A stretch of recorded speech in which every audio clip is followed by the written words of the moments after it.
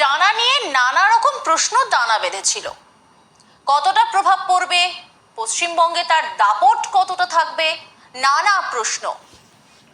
তবে ডানার দাপটের পরে আরও একটি ঘূর্ণিঝড় ফেঞ্জাল। বাংলায় এর প্রভাব কতটা পড়বে, লন্ডভন্ড হবে কি জানিয়ে কিন্তু নানা প্রশ্ন ইতিমধ্যেই দানা বাঁধতে শুরু করেছে। রীতিমতো ভয় ধরাচ্ছে বলা যেতে পারে। ধেয়ে আসছে সাইক্লোন, ডানার পর ফেঞ্জাল। তাহলে লন্ডভন্ড হতে পারে বাংলা।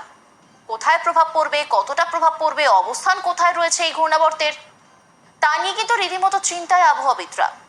এমনিতেই আমরা দেখতে পাচ্ছি যে উত্তরে যে একেবারে কনকনে ঠান্ডা শীতল হাওয়াটা প্রবেশ করতে শুরু করেছে, আর তার মধ্যেই নয়া ঘূর্ণিঝড়ের খবর সামনে এসেছে।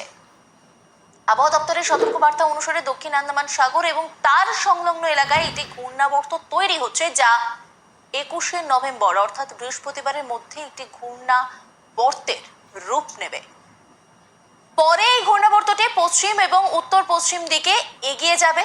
এরপরে তা 23শে নভেম্বরের মধ্যে দক্ষিণ পশ্চিম বঙ্গোপসাগরে নিম্নচাপে পরিণত হবে বলে জানা যাচ্ছে।